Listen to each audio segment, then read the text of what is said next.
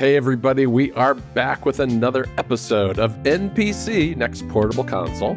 I have a couple of great co-hosts with me in New York City. I've got Brendon Bigley. Hey Brendon. Hello. I have my PlayStation Vita on hand. And from a deep dark cave in Rome, Italy, Federico Vitici. Hello. Hello. We're giving you a hard time. I know you feel bad about it. I don't know why my Federico, camera decided to act up today, but yeah, that's how these things go sometimes. As I told you. Yeah, we'll fix it in post, so hopefully people will not understand my joke. Yeah, people won't even get the joke. It's even sunny outside. I don't know if you can see it. Like, it's a great sunny day, and yet my camera decided to do this. Whatever. Yeah, actually, it looks like it exposed for what's out your window. Yeah, probably. Because it does look beautiful out there. Probably. Looks like I should have recorded outside, maybe. That's what I should have done. Maybe. Yeah. I think we should do the show outside. It's called Next Portable Console, after all. For sure. I have a nice balcony. I could do it, and all my neighbors could be our live studio audience. I've recorded more than one thing. I have a deck on this apartment. I've recorded more than one thing out on the deck. Nice. I would do it. Federico, you're the missing link here. Can you record outside? Is there a way to record outside? He's got a way. He's got Wi-Fi out there. I have Wi-Fi out there. It's just, I don't know. It would be kind of weird, like, if I do the show in English outside and everybody... It'll be weird and you'll be self-conscious, but it'll bring a really good vibe, I think. Yeah. All right. Let us know in the comments if you want us to record one episode outside, and we'll do it. I can do one outside. Just one. We have to do it before it gets cold outside. That's the one thing. Yes, that's also true. Do it. Or maybe we gotta do it when it's cold, so that like I get to wear my coat and like special Christmas Eve special podcast. winter episode, winter special NPC. I'll bundle up. Wow, so many ideas, but we have news to cover, guys. We have news to talk about. The news is it's getting cold soon, and you know what that means, dear listener. Outside episode. Sorry. No, I thought you were gonna say time to fire. Everybody turn off the camera. We're moving outside. I thought you were gonna say time to fire up your Windows 11 handheld to keep warm, but I would have said that. I would have said that. Why don't you keep saying that? Speaking of Windows 11 handhelds, something funny happened, which is people have been able to install and use the Windows 11 full screen, what's the proper name? Like the Xbox mode full screen UI on non-ROG Ally Xbox Edition handhelds.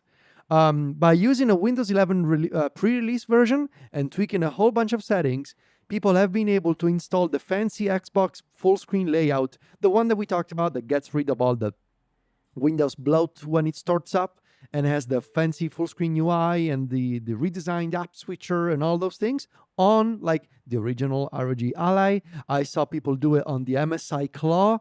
I think I saw someone try and do it with the Legion Go, if I'm not mistaken. Like people have been trying to load this mode, which again, you can do it if you want to, play around with a whole bunch of settings and flags and tweaks by using a pre-release version of Windows 11 and installing it on all kinds of Windows 11 capable handhelds without having to wait for next month's launch of the Asus ROG.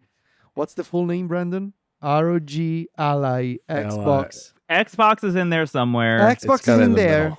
Ally is in there somewhere. There's another X in there somewhere sometimes. There's one of them called ROG Ally X Xbox. No, it's Xbox. I would love if it was Xbox. XX. No, it's X. The Xbox is not where you would expect it to be. Wait, in the ROG Ally X, does the Xbox go after the X or before ROG Ally? It goes after the Ally, I think. I think it's the ROG Asus Ally Xbox. Asus ROG. No, it's Asus ROG Xbox Ally X. Oh there it is. It's not what you think. Oh my god, that is Asus. Okay, wait. I'm saying this out loud again. Say it again. I might have messed it up, but I don't think. Asus ROG Xbox Ally X. I'm reading this off of Xbox.com. Xbox just to be clear. Ally X. ROG Xbox Ally X. ROG Xbox rolls off the tongue. For some reason, I cannot memorize that. Great marketing. For some reason. In any case, you don't have to wait. Everyone. You don't have to wait for those two handhelds if you want to try the full screen Xbox UI on your Windows 11 handheld. Now, this is interesting, and I wanted to talk about this with you guys. Do we think this is the kind of road that Microsoft should pursue? Like beyond the special partnership with Asus for these two flavors of the ROG Ally. Is this the kind of thing that Microsoft should actually open up to a whole bunch of handhelds officially? Like, should they do what Valve is kind of sort of doing with SteamOS? Do we think there's a scenario in which Microsoft is actually doing this in the short term? I don't know why they wouldn't. I think they should. I mean, it's just another it's just another mode of Windows. And I don't know why it shouldn't just come with Windows if you have Windows on your device. Yeah. Yeah, I mean, it feels like they have to. Like, I don't think they have a choice at this point anymore, right? Like, if they want to compete at all, then they need to be moving as fast as Valve is at the moment. Because they can optimize it for these other devices too, right? I mean, if to the extent they need to in the registries and things. Because Valve already sent this shot across the bow by saying that SteamOS is going to be available for all of the same device. Like, SteamOS is going to be available for the Asus ROG Xbox Ally X, you know? And that's a compelling package for some people. I think every time we talk about this device now, Brendon's going to have to be the one who mentions the name of it. He's the only one. Forget. Yeah, no, it'll be today, and then it'll be like Memento. Like I'll wake up tomorrow and I'll have to like read the tattoo on my arm that tells me what it is. That's not a tattoo to get. Please don't. Yeah, I definitely will not. These are coming out next month. These are coming out, the official ones. The ROG Xbox Ally is coming out next month. I am not gonna get one. No, but me either. I think it's gonna be interesting to see what people do with them. I really don't think there's a huge market for those, but we'll see.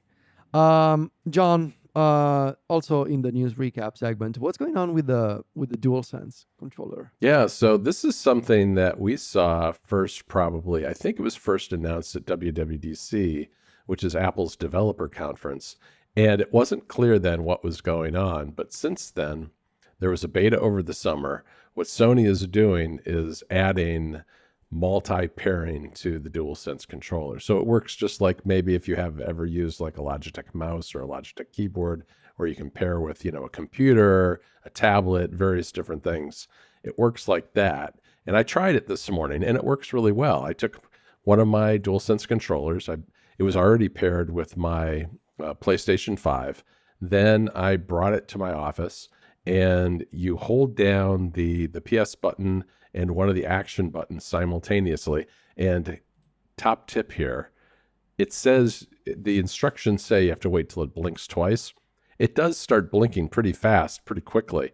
You have to wait longer until it blinks a couple of times very fast in a row. Then you look at your Bluetooth settings on your computer or on your phone, on your tablet, whatever it is, and you'll see it there as something you can pair with, you connect, and now the next time that you want to switch that device, all you have to do is hit the PS button and that action button, and it'll repair. And I tried it first with my Mac and with an iPad, and it very easily swapped from being connected to the Mac to being connected with the iPad, which is fantastic because the thing is, that's one of the things I've always had trouble with. Like if I'm using a third-party controller with any of those devices, they really would lock onto them, and I would have to forget. Not only would I have to unpair, but I'd literally have to forget the device in the Mac if I wanted to move over to the iPad. Now you just hit the button combination, and it moves over very easily. And this is just like an Apple thing. It works with Android and other systems as well. So I think it's a good addition. You just have to go to your PS5, go to the update section under settings, update. There's an update both for the PS5. I'm not sure if the PS5 update is related to the controllers. Separate update for the controllers. Once they've been updated, all this stuff works. I had basically just bailed on the idea of using Bluetooth for this controller at all and had only plugged it in anytime I wanted to use it for anything. Because I was just like, the repairing process is such a nightmare. It is. Only plugged in. So if this makes it any easier, then, I'll give it a shot. I would love to. I would love to be using this on my mini PC also, because I have my PS5 right here and my mini PC right here. It would be very nice. I have one horrible dangling cable coming out of my mini PC that is just to plug in a DualSense controller. I love it. I love it. This is one of those things where it's like, it was so bad that I bought multiple controllers just to have controllers dedicated to a device, which is dumb too, because you forget which one is which. But this works with Windows, Mac OS, iOS, iPad OS, tvOS, where we all know we do our gaming, and Android. I wish that wasn't a joke. You know, I wish the tvOS bit wasn't a bit. I know it is. Every time I think about it, I get bummed out. Like literally, a little piece of me is like, that's sad though. It seems like the perfect place for indie games, really. I mean, it's not like necessarily got the horsepower to run like, like a AAA title or whatever. Yeah. But there's plenty of games that could do that like a Steam Deck can do, I would think. Put Hades on there. Where's Spelunky? Yeah, exactly. You know? Yeah. Boy, that's sad. Some of them are Hades on 2? there. I just don't think it's a very good experience. I mean, Dead Cells, I think you can play on the TV if you want. Yeah. That'd be great. I'm sure it'd be just as great as playing it on the Switch. Yeah, I mean, not to Did they mention release? You guys know this better than me. Did they release a new Apple TV recently? No, not yet.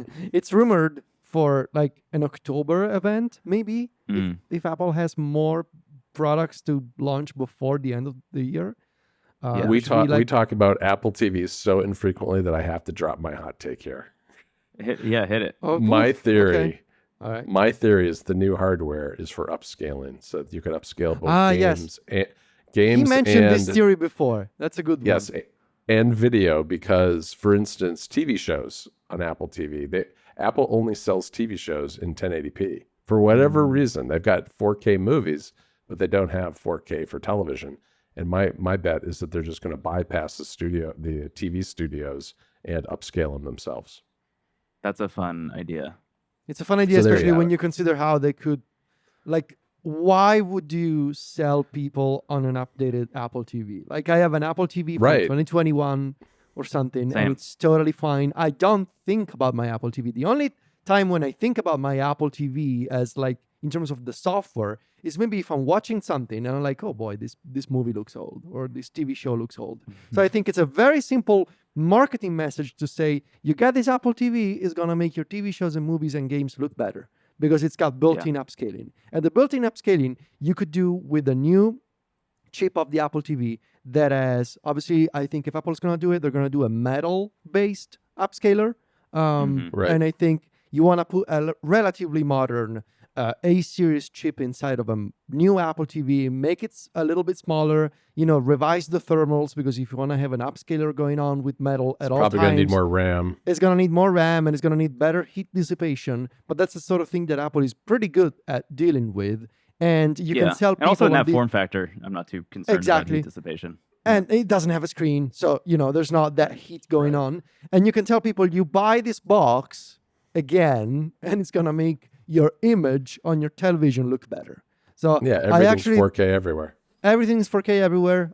You can run games at faster frame rates with better graphics because of the upscaler built in. So I think of all the theories that I've heard John sort of mention over the years when it comes to the Of all TV, my like, crazy theories. like Apple making a controller, Apple making a video game console, like all those things, I think this is the best one to date. Yeah. Thank you. I think that might you. get me to upgrade also. I'd consider it with for the everything new in 4K. Yeah, with the update to the metal framework, they're doing frame interpolation too. So you could even see that happening with games. Yeah. See, this is like the it's always sunny in Philadelphia meme with Charlie in front of the like. See, all connected. It's all connected. Yeah. Finally play Death Stranding on Apple TV. Finally, As everyone wants to. Can I ask you guys actually another Apple related question while we're Sure. here? We're recording this the day before iPhones get delivered. Are you what phones did you guys get? I have 17 Pro Max. You also got Federico, are you worried about the heat when playing games on your phone? This wasn't a concern to me until I started seeing the reviews. It's my only concern with the Air right now. Well, is the heat. Joke's on you. You cannot be concerned about games if you don't play games on your phone. Oh, great. Okay, so next thing, Anbernic has no, hold on. I have read in some reviews that obviously the Air doesn't have the aluminum structure of the 17 Pros, No And vapor chamber. no vapor chamber. And since the whole phone is basically in the camera module, that camera module does get hot when you're doing stuff on your phone. Like, I don't know, you're streaming a video and then also, maximum brightness and whatever, or recording a Right. 4K video. It does get warm. But obviously, like when you're holding the phone in portrait, unless you have like incredibly giant hands that you can easily reach with your fingers all the way up to the camera module, I don't know. Are those like incredibly giant? And they are if They I are. hold them really close to the camera. Right, right. So most scenarios when you're holding the phone like this, you're not gonna reach all the way up. But if you play games in landscape, now that's gonna be an issue. So I And do if you, think, especially if you put them in a controller, if you put them in a telescopic controller, it's going to cover up that camera bump to a degree, I would think. well, Brendon, That's true. you're gonna find out and you're gonna tell us. Yeah, I'm going to do a lot of testing, folks. Get ready for that. Do you play in landscape a lot? Yeah. Yeah, like what? Yeah, some games. Yeah, I mean, I have a telescopic controller, as John is saying. I play some stuff in there. I do some emulation in there, and I'll probably do even more. Like, especially when the MCon comes out. Oh Yeah. Well, but mean, that's maybe gonna if be- you're that's gonna be putting big. the phone inside of a controller and you're not like you're holding the controller, you're not holding the phone. Yeah, it's gonna Yeah. get hot, but you're not gonna feel it.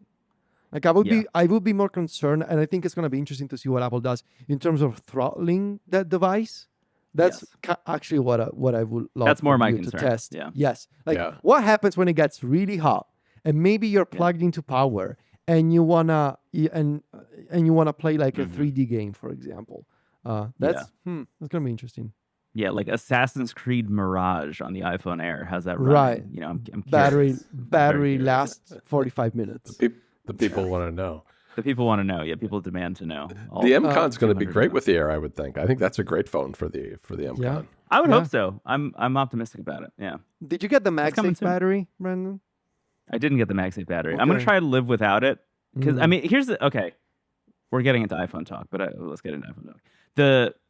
The thing about the iPhone Air that I think is I don't want to be like cruel or mean, but there's definitely a disconnect between people who review phones, Yes. especially a lot of phones, and Yes. the average consumer here, where Apple is claiming the iPhone Air's battery life lasts as long as the iPhone 16 Pro, Right. which is a battery that everyone was very happy with literally last year. And Yeah. I have been using for a year, and I've been very happy with for an entire year.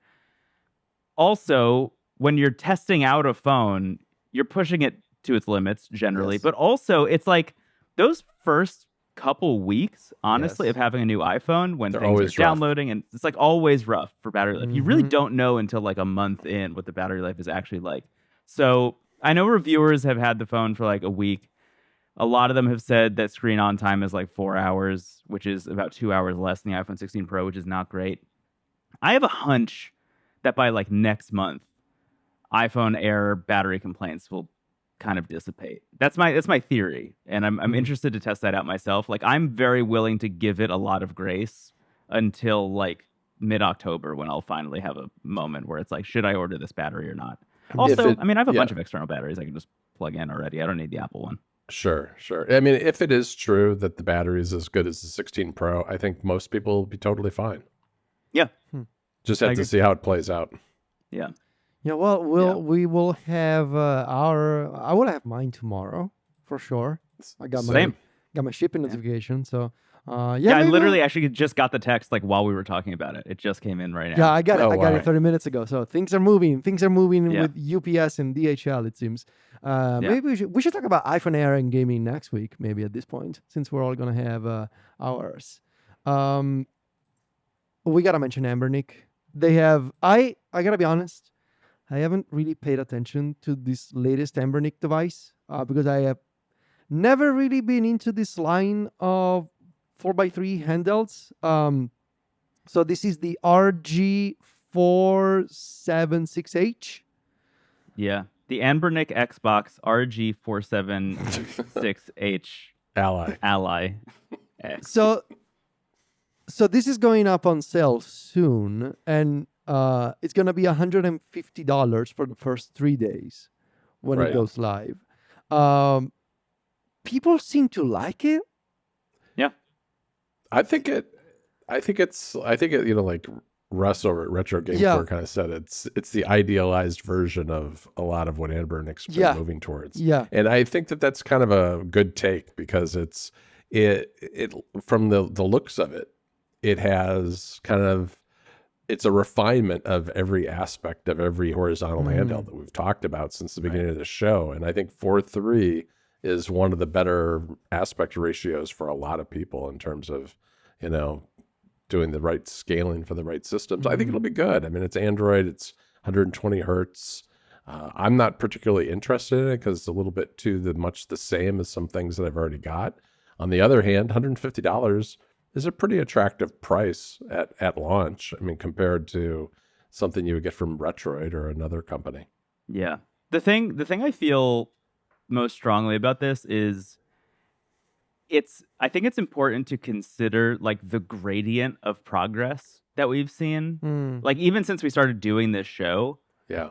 the fact that for $150 you can get like pretty decent GameCube and PS2 performance in a device like this is amazing. Like that was literally not a possibility at that price point, even like recently. So the fact that chips are getting powerful enough and cheap enough that we can start to like expect this as almost not like low cost, but you know, average cost, I would say, performance is really, really, really cool and gets me more excited about next year even. You know, like you know, Miyu releases a flip that can play GameCube games or something. I don't think that's going to happen, but like I feel like we're getting closer to that future where GameCube and PS2 are like the low cost option, which is sick. It's rad. Yeah, it'd be amazing if we get this down to like $100, something with similar specs to this. I mean, in the relatively and I'm sure near like future. there will be sales, right? There's gonna be like holiday sales and stuff like that. I'm sure this will get probably down close to at least like 120, maybe if not 100. This is a great deal. Like it's a great deal for a handheld, I think. Yeah, I think it's interesting, like what you mentioned since we started the show last year. The fact that the prices are like on the low end, like we're witnessing this. Like the low end, the bare minimum is going up. Like the threshold of like, okay, what can you get for $150, and that is going up. But at the very opposite end of, you know, as we talked about last week, and I mean we're gonna talk about, you know, another of such handhelds in a minute. We are also raising the bar for what is possible at the highest possible end, right? So you have better performance for like now GameCube and PS2 are almost the baseline. And I mean, like it's going to be a while potentially when we can get something for $50 that can emulate GameCube and PS2 at native resolution, let alone, you know, 2x or something. But it used to be that if you wanted to have this kind of performance, it used to be like $250/300 until not so long ago, really. Right. So I don't know. I guess it's nice to have like, and it also speaks volumes, I think, in terms of how much you can get out of these older Android chipsets in the long run. When prices come down in the supply chain, you can still use these chips and you can sell them for a lower cost and get some incredible performance. Really, the takeaway in all this is waiting a few years for prices to come down and the incredible advantage of an ARM-based architecture with these chips. Right. Like you have a performance headroom for years when it comes to this stuff. Like, and if you think how maybe, I don't think it's too silly to imagine that in a couple of years, especially since progress seems to be accelerating, in a couple of years, you could realistically purchase for $100 a Snapdragon 8 Gen 2 or something. Yeah, I was just thinking that. Yeah. If this is the trajectory, that's gonna happen. And it's great wild. it's great for the chip manufacturers because it's a long tail. Once the phone manufacturers have moved on and don't want these chipsets anymore, there's still a market for these chips. I don't want to say that it's like printing money for them, like almost, because like when you've been making these chips for like 10 years and you have a portion of a plant in China dedicated just to that, automated as much as possible, quality control that you've been doing for a decade, that's exactly like printing money at that point. So it's going to be interesting. But very opposite end of the spectrum. Let's talk about the Ayn Thor.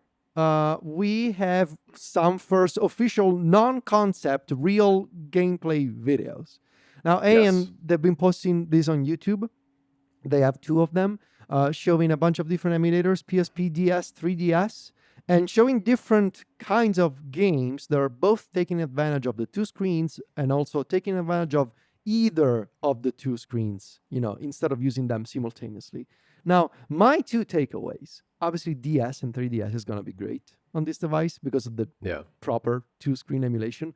But in watching the God of War, I think PSP was. I didn't see that video. I only watched the one with Zelda. So they tested God of War, and they showed God of War on the top screen with upscaling. 16:9 looked great. I think that's God of War 2. I think that's God of War 2, so PS2. Yeah. And at the bottom, in the bottom screen, they were showing like fixed on-screen emulator stats. So frames, CPU, GPU core, that kind of stuff. This is gonna be so great to have that kind of info always available if you care, while also not cluttering the top display. So you can have all of those emulator stats, if you're that kind of nerd, always available on one of the screens, and the game actually in full screen on the other. In another section of the video, they had a game running in the lower screen and a YouTube video playing at the top. Why not? Why not? You want to watch YouTube or something while playing a game? You want to watch a Twitch stream, maybe? Actually, I used to do this a lot with 2 separate devices during the pandemic when I used to. I bet you did it with Pokemon, didn't you? When I used to play Pokemon, there was like a lot of almost automated gameplay on my part where to breed Pokemon, I would just have to run in circles and wait for all my eggs to hatch. And so I was just casually paying attention and basically doing like this with the joystick to run in circles with my bike. Right. And in the meantime, I would have a YouTube video or a Twitch stream playing on the iPad on my lap. With the Thor, if you want to play an old Pokemon game on a DS emulator or something, you can do that and have the actual YouTube or Twitch app open on screen at the same time. While you're running circles like Federico. While you're running circles. So I've seen, I think, I forget who it was. I saw somebody's review. It might have been TechDweeb's review of the Neo Pocket DS. Where those have come out, yeah. Yeah, he showed off like having a game on the top screen and having like the GameFAQs walkthrough open on the bottom screen simultaneously. That's a great idea. Like that by itself is a very cool idea. Because I very frequently am sitting there with my phone in one hand and then a handheld in the other hand, being like, okay, what do I do? Even like while playing Silksong a lot recently, I've been like, I've had Silksong open on one screen, and then on another screen I have like an interactive map, on some website that I'm like scrolling around looking for stuff. Having all of that on one device would be really very cool. The funny thing about the Ayn Thor, because they have 2 game demo videos. The first one has A Link Between Worlds on 3DS, where it shows top screen and bottom screen gameplay. So it's like, it's the 3DS game. The other game that they show is for the Nintendo DS. It's Dragon Quest IX, and they have the top screen on both screens. I don't know why. I don't know why is that the demo. That's the first demo they show. Also, that's like the first one that they show off. It's so weird because later in the other video they have Kingdom Hearts 358 Days Over 2, and that's just playing normally, which is another Nintendo DS game, to be clear. When that fired up, I thought, "Oh no, it doesn't work this way by default, does it?" I mean, what am I seeing here? How does Thankfully, it won't be too hard to set up. I mean, there are enough people who have released videos about how to set up dual screen emulation for Android devices that I think like getting this thing, you should be off to the races very quickly. But it'll be interesting if that is how it's built. Like if that's the installed software experience is like you just get your top screen on both stuff. Right. Be very strange. I mean, how are you guys feeling about your pre-orders at this point? Very good. Oh, I'm excited. I'm very excited. Yeah. Those games looked fantastic. When is it shipping? I think in October. October. I think it's October. Nice. Yeah, I don't know if we have a date though. We don't have a date. Yeah, they just said October. The thing I think like I was most worried about the size of it more so than anything, but seeing some of the size comparisons, like people have printed out 3D printed mock-ups of the Ayn Thor based on the specs. and held it up next to like, a new 3DS and stuff. It doesn't seem that big. Like it actually seems pretty close to the size of the new 3DS XL, which I think you have, right, John? Yeah, it is very close to that. Yeah, it's like a little bit chunkier than that, but not by much, which I think is still in the realm of pocketability, or at least, doesn't feel as chunky as the iNeo Pocket DS, for example. Yeah, it'll be interesting to see how heavy it is compared to something like the 3DS, which was a lot more plastic, I think, but we'll see. Yeah. Well, it's cool though. I'm stoked about it. Yeah, me too. Cannot wait. John, what is the Steam Deck Folio? Oh, so this is something I got from Kickstarter. I'll show it off on video. So here's my Steam Deck. Oh. Okay. And this is the Folio. These are little Hello. Joystick hold in place hooks. See the hook there? What's going on there? Okay. All right. So you rotate these up. This is to keep your Screen sticks protection? from getting hurt. And then there's a flap on the back. You take it off. It works magnetically. Oh, like the iPad Folio. So it just comes off like that. It's just a cover. And you have to put, the one thing you have to do, you have to install these two strips, magnetic strips on the back.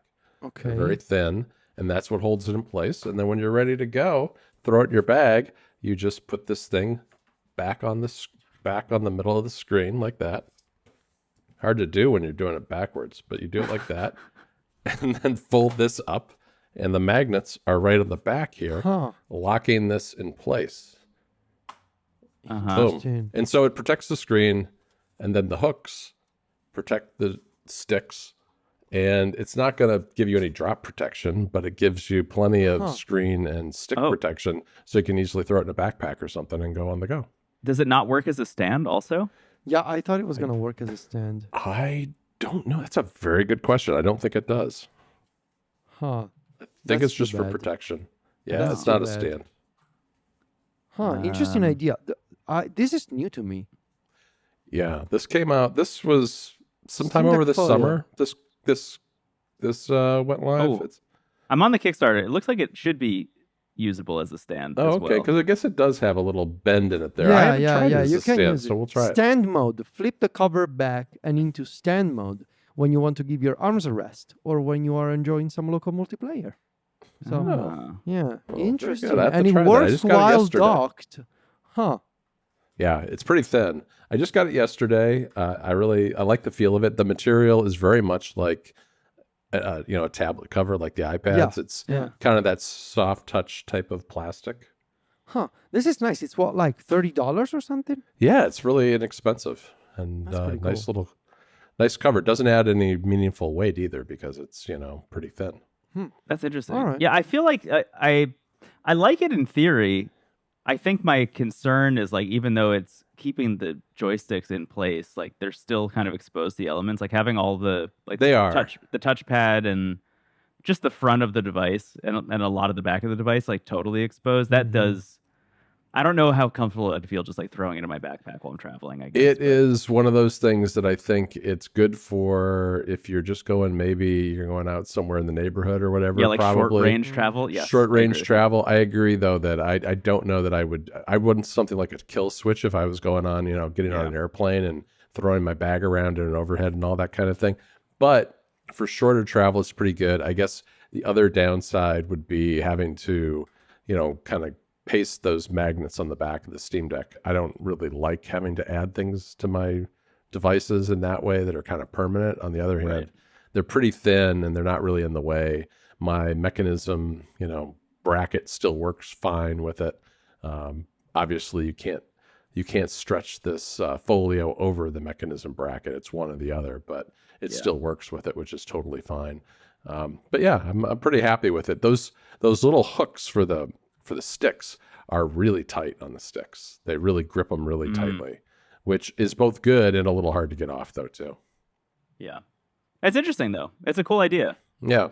Yeah. The Steam Deck Folio, which it seems like maybe is still only available for Kickstarter backers. I guess eventually maybe it'll come out elsewhere. I assume so. I haven't seen anything about whether or when they'll be selling them elsewhere.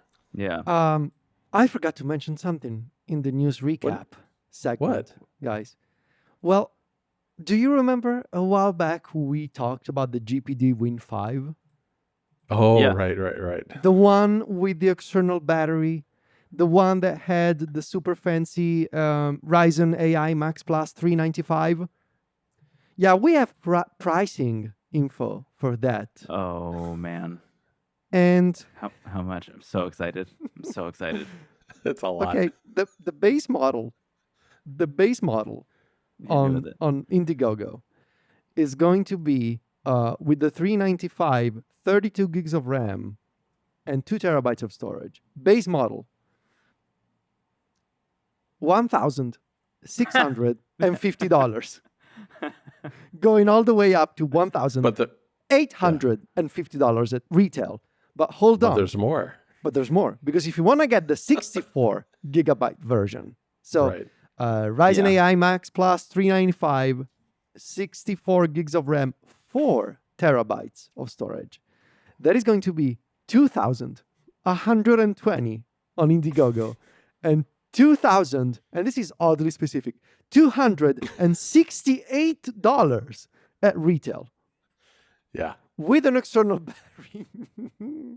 It's a lot. No way. I mean, it is going to be, technically speaking, the most powerful Windows handheld ever produced to date yeah.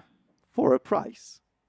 Yeah. So, Well, I mean, look, as you're saying, I'm on their website right now, and like some of the specs that they, or some of the stats that they're throwing out there are like ridiculously impressive. yeah, Cyberpunk 2077 at ultra settings yeah. at 70 frames per second. Yeah, no, it's for wild. example. It's wild. It's wild. Yeah, that's They are amazing. pitching this, and the title of the Indiegogo campaign is GPD Win 5, the ultimate external battery handheld.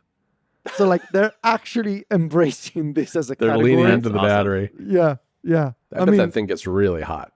There is it no must, there's right? no way you get Cyberpunk at ultra settings at 60 frames on a handheld with a battery built in. Like it physically impossible on this planet right now.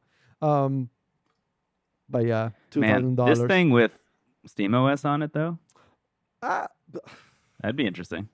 yeah, Would that even work? I don't know. yeah. I mean, don't give me any ideas. But yeah, no, I just Federico, I don't want to give you any ideas at all related I know, to this. I know, I know. I'm It's just like going to shut up. No, Yeah. no, you can be unintentionally persuasive. Speaking for I very like the dock. The dock looks good, I actually. mean, I closed the tab because as I was scrolling through, I was like, actually, all of this looks really nice, but Those look really nice. I don't want to do it. Yeah. Speaking of a very different amount of money, you know what you can get for $25? What can you get for $25? I know.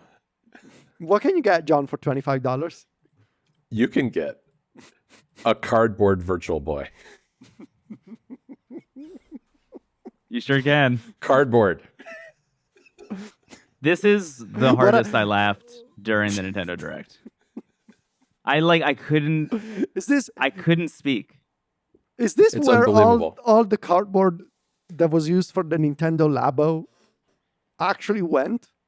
Remember, Yes. Google did this with the Pixel too. Didn't Google do this with the Pixel? I used at one to point? have many years ago. I used to have a cardboard Android VR adapter. Same. It was you would receive Cardboard. in your physical mail like a piece of cardboard with indicators on where to almost like origami style assemble the thing, and then you would Honestly, put your that's phone, kind of how this worked. you would put your phone inside of this cardboard thing, Yeah. and you would just wear a cardboard on your face and look at stereoscopic video and games. It was horrible and ridiculous at the same time. I love it. I love but it yeah, so much. But Nintendo's not forcing cardboard on us. If we No, want sure, you the can also full get thing plastic. Yes. for $100. Hey, that's not 2,000, at least. No. That's true.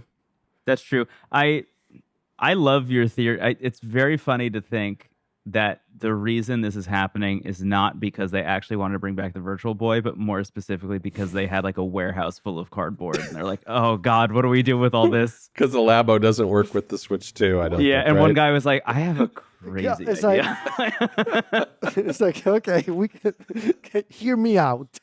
Hear me I mean, out for a second. I don't think I have ever emulated Virtual Boy games. I don't even know. No. That is the one gap in my Nintendo history you can do it. knowledge. Virtual Boy era Nintendo. I have never. Actually, it actually makes me a little bit curious to try. There aren't this. that many games. It's I a just very know the small- memes. I just know the memes of the Virtual Boy that it gave you a headache and it was all black and red. Yeah, I mean, let's think about that. Is that what you're buying for $100? A really bad headache and maybe a queasy feeling in your stomach? Is that what you're buying with this? Okay, Probably. there are worse ways to spend $100 and get that as a result. The funny thing though is like it's $100. You also need to be paying for the Nintendo Online subscription. Yeah. There are 20 games total for the Virtual Boy. Only 13 of them are being released, and not all of them are being released at once. So just like every other platform on Nintendo Switch Online, you're going to have to wait to play the other Virtual Boy games as they get drip-fed over time, which is a horrifying idea. And then I was on the MinMax show this week, and Ben Hansen over there brought up a great idea, a great point, which is what happens when Nintendo Switch Online doesn't exist anymore. Yeah, well, you have a Virtual Boy. You just have a Virtual Boy. Yeah, just looking like a War of the Worlds tripod on your desk. So bizarre. It's so strange. I think my favorite theory that they came up with on the show was, do we think any indie developers will make something that utilizes the Virtual Boy headset? Oh boy. Wow. How cool would that be? It would be cool, but what a small market. Yeah, what a tiny market, but like that'd be sick. If another game, like even if there was an update for like Downwell or something, if Downwell was like, here's our Virtual Boy update, you know, just throw it in the Virtual Boy thing. That'd be very cool. I would love that. This is very funny though. Check though. Who's going to get one? Oh, I am. I am too. Sure. Like, I mean, not cardboard either, probably. why not? I mean, I have purchased worse things for the show. I'm not putting cardboard on my face. I think it's gonna be US only at the start. Oh, is it really? Am I making that up? I don't remember that. Actually, I think you might be making that up because I think I remember seeing somebody on Blue Sky in the UK. Okay, then I can get one. Even better. And it's not coming out until mid-February. Yeah, it's even gonna be next year. Yeah, Speaking it's of, like they announced it 5 months in advance. Yeah, sure. They want to get you hyped up for the Virtual Boy. For the Virtual Boy, I'll have forgotten about it by February. Speaking of niche markets, the final thing we will cover on the show this week is a way to play games with... So imagine all the parentheses that are going on here. A way to play games with an accessory for the Apple Vision Pro. Okay? So it's a niche of a niche of a niche. You gotta have a Vision Pro, you gotta have an accessory, and you need to be in a position to want to play games on it. Our own Devon Dundee at MacStories.net covered this feature that for some reason I totally forgot about until I read this review again. In Vision OS 26, which is the latest software update for the Apple Vision Pro, the $3,500 headset that Apple is still selling in some limited markets, there is an accessory called the Apple Developer Strap. Now, the Apple Developer Strap may sound like a developer accessory, and in theory, it began like that, as a strap that you would install, replacing one of your side arms of the Vision Pro, right? And it would plug in, and it would give you wired USB access. And it was sold as a way for developers to more easily take screenshots of their applications with the Vision Pro connected to a Mac over USB. And to use the simulator too, I think. And to use the simulator. When they were developing. Yeah. Now, the Developer Strap is getting a couple of new tricks in Vision OS 26 finally. The first one, you can connect to wired networks over Ethernet. Nice, because I think I mentioned this on the show, streaming video games on the Vision Pro with Vision OS has been a nightmare because the Vision Pro doesn't have a great Wi-Fi antenna. And especially when you... John, what's the name of the wireless protocol? AWDL? That was causing all kinds of issues. The Vision Pro is using this Wi-Fi protocol, where Oh, right. it scans your Wi-Fi network for signals from other Apple devices for things like AirDrop and continuity. And since it does not have a great Wi-Fi antenna in the first place, by doing that, it introduces micro stutters whenever you are streaming video games, for example. So if you need to Yeah, stream it hops something, from one it hops from one frequency to the other and then Yes. right back. And so what Yes. you get is like a stuttering in the video. stuttering usually. all the time. Like if you try all of these wireless streaming applications like Portal or like Moonlight, for example, on your Vision Pro, unless you manually set, that's the tutorial that a bunch of people have shared, including me, unless you set your Wi-Fi channel to a specific channel and that channel is dedicated to the Vision Pro, you're going to have micro stuttering all over the place. So now with Ethernet, you can at least get rid of that completely because you have a wired connection via the developer strap. But And I think it's worth noting, Federico, too, that if you're doing that, you're going to have wires coming off of both Yes. of those arms. One of them's going to be yes. to a battery, Yes. and to the other one's going to be to a Ethernet Yes, adapter that works with USB-C. big cable boy. Yes, you're going to Big have cable boy. cables running down from One your over each ears. shoulder. In addition to that, so that can help with streaming. But if you don't want to stream, you can now pass a video signal directly to the Apple Developer Strap using UVC, so Universal Video Class. This is video over USB. The thing that the iPad got a couple of years ago, where you can connect a capture card or any other kind of video source to the iPad. Now you can do that with the Vision Pro and the Developer Strap. There is an app called UVC with an S that lets you do that natively. And Portal, a really popular PlayStation streaming app, is also adding native UVC support soon. So this is going to be actually quite nice. And I actually want to play around with it because at this point, you could realistically do something like, for example, I have a fancy gaming PC. I have the specs for it, but I haven't really ever gotten into Steam VR, for example. Technically, I could now run a cable from my gaming PC to my Apple Vision Pro. And as soon as I believe there is an app that lets you do Steam VR on the Vision Pro, but it used to be streaming only. As soon as that app adds support for native video, and if I pair the PlayStation VR controllers to the Vision Pro, I would have a very expensive headset made by Apple to enjoy wired, non-Wi-Fi VR video games from my PC on the Vision Pro. And you need a very long cable. You know, the there are King cable cheap- returns. King cable may return, in fact. There are cheaper ways to do it, right? I mean, you just get a Meta Quest or something if you want to do Right. this. Right. Or just wait for Valve's next Steam VR and headset.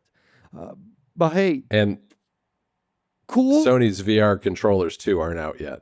As a separate purchase, you still have to. The only way to get them I still. gotta get the whole thing. Yeah, you have to You get the gotta- whole thing. They are going to sell them separately, they said, but it hasn't happened yet. Yeah, and I don't have my PSVR 2 anymore. So there's that. But hey, I mean, nice to see that Apple is opening up these high-end use cases for their highest-end device. Yeah, that developer strap started out, they opened it up to enterprise. And once they opened it up to enterprise customers, I'm not surprised now that we're seeing it like opened up to everybody. But yeah, I mean, the developer strap alone is a $250 or $300 accessory And for that a is a- $3,500 device. It's literally a dongle. Like it's a dongle that costs hundreds of dollars. Yeah, all it is the side strap with a USB-C port on the end of it. Yeah. That's all Does it this is. imply, I mean, what do you guys think? Do you think that this implies that the next version of the Vision Pro or like Apple Vision minus Pro will have a USB-C port there? It's a good question. It's a Yeah. good question. I think it won't.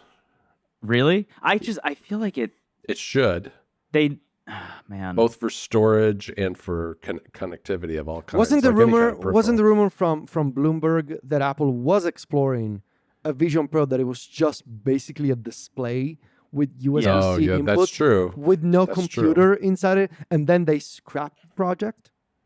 So I think they wanted to do that, which is such, okay, it's just basically a monitor that you wear on your face. It doesn't have an operating system. It doesn't have a computer.